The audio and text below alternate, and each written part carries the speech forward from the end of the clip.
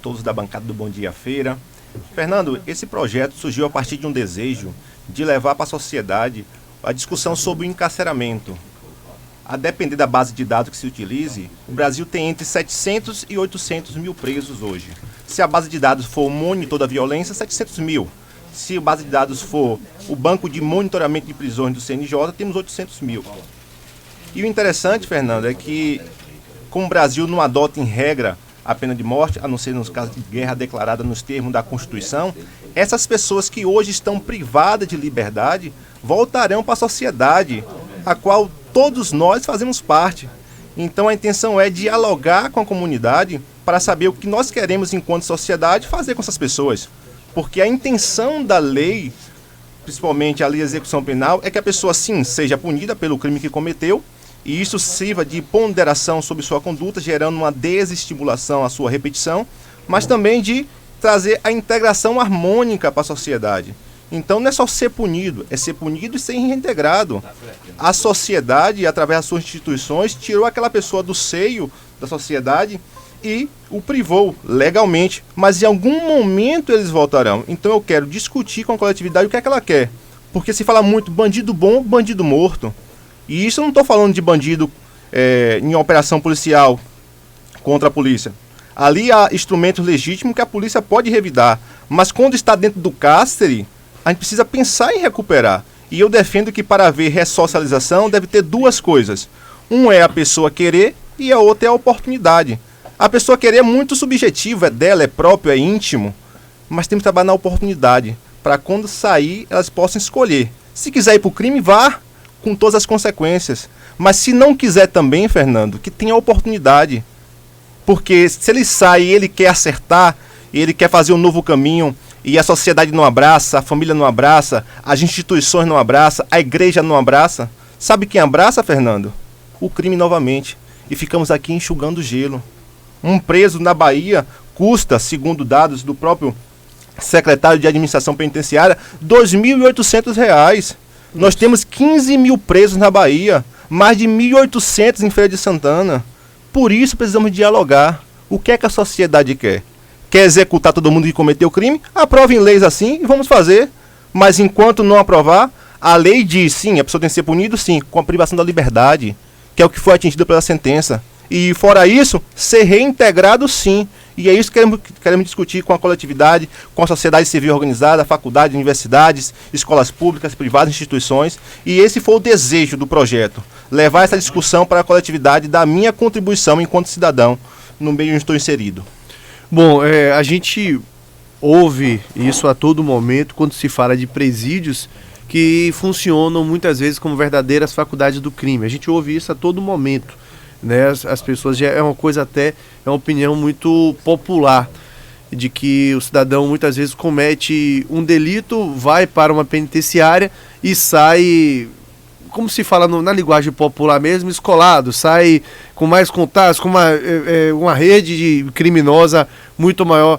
Por que você acha que isso acontece e o que é que você acha que falta, até como servidor penitenciário que você e conhecendo e tendo esse projeto, sabendo de como deveria funcionar a lei de execuções penais brasileiras, o que é que você acha que falta aos presídios para que realmente socialize essa pessoa, para que essa pessoa realmente saia com esta, não com a sensação de muita gente de que ele passou por uma faculdade do crime, e sim que ele foi preparado para ser recolocado na sociedade? Fernando, o que falta com certeza é vontade política.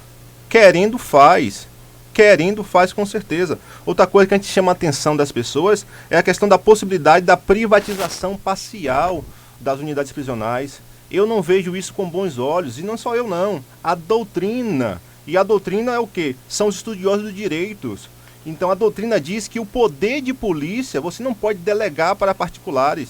E só trazendo uma breve explicação aqui para os ouvintes, poder de polícia é essa atuação estatal direcionada ao cidadão que se manifesta de forma preventiva, repressiva e fiscalizatória e que incide sobre bens, direitos e atividades. Então o Estado, quando atua de forma repressiva sobre o cidadão, sobre o bem, liberdade, só tem uma finalidade, sabe qual é? Interesse público. E o interesse público da pessoa ser punido é, sim, ele tem que ser punido para ele poder ponderar sobre sua conduta e isso gerar um desestímulo à sua repetição e também ser ressocializado. A questão é, quando a iniciativa privada atua dentro dos presídios, sabe qual é a intenção, Fernando? Somente o lucro.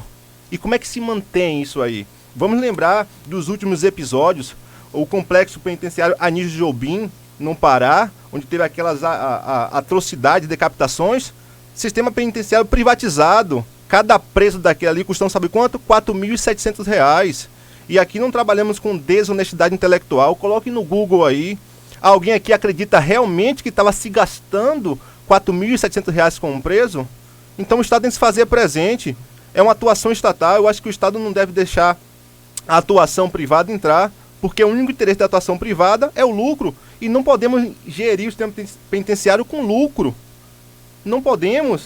Quem está lá visando lucro, ou vai atuar com lobby perante o poder legislativo para poder criminalizar condutas que é praticada de forma reiterada pelas pessoas de baixa classe, para poder ter gente encarcerada, ou não vai trabalhar em ressocialização. Para quê? Para que tenha uma reincidência.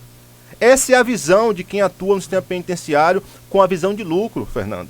Então, para não haver a escola do crime, o Estado tem que se fazer presente. E eu também não posso ser desonesto intelectualmente e falar que a Bahia está nos piores cenários, porque não está.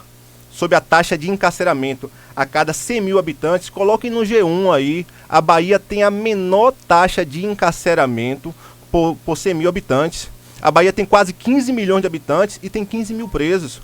Ou seja, a cada 100 mil habitantes baianos, nós temos 105 presos. A menor taxa da Bahia, coloque no Google aí, monitor da violência, e a maior taxa é no Acre. E não tem uma razão específica de ser no Acre, mas geralmente no norte do país, a presença do poder público é muito ausente. E não só isso, a Bahia também tem a melhor situação prisional do Brasil em número de vagas disponíveis e número de presos. Até semana passada tinha 12 mil vagas disponíveis para 15 mil presos. Não é o ideal, mas é a melhor do Brasil. E agora, 2 presídios, tanto em Irecê como em Brumado, cada um com 533 vagas, estava impedido o seu funcionamento porque o Ministério Público conseguiu uma liminar impedindo que terceirizasse a função do servidor penitenciário. Porém, semana passada, o ministro Dias Toffoli suspendeu e permitiu a terceirização, mas na sentença ele foi claro: permito porque já está construído, mas é necessário se fazer concurso para agente penitenciário para poder suprir a demanda. Porque a gente só consegue, Fernando, se fazer presente o Estado dentro da unidade prisional com servidores. No artigo 42 da LEP tem lá vários direitos dos presos: assistência material, religiosa, jurídica, educacional, médica. Sabe como que a gente consegue efetivar isso? Com servidores. Então, para que as cadeias não sejam faculdade do crime, o Estado precisa se fazer presente. E a Bahia, sendo bem sincero, não está nos piores cenários do Brasil. Recentemente foi colocado pelo próprio governador a possibilidade, né? Não uma coisa certa, mas uma possibilidade de se construir um novo presídio em Feira de Santana, na área em que antes era ali a FANFES. Inclusive isso gerou uma polêmica muito grande, porque a FANFES no passado evitou que muita gente entrasse para o crime e de repente poderia virar um local para abrigar presos, pessoas em processo de ressocialização, ou até mesmo ampliar o conjunto penal o atual, que fica muito perto ali também da área da FANFES. O que é que você pensa a respeito disso? Há necessidade de fato de ampliar? Há necessidade de construir um novo presídio em Feira de Santana? Ou a questão seria de estrutura, como você disse, pessoal mesmo? Você acha que com pessoas seria mais fácil resolver?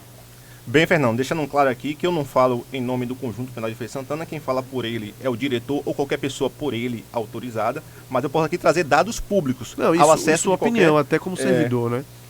Feira de Santana hoje é o maior conjunto penal da Bahia, em extensão e em número de vagas. 1.356 vagas formais. Temos quantos lá hoje? 1.800 e pouco. Estamos com 500 a mais.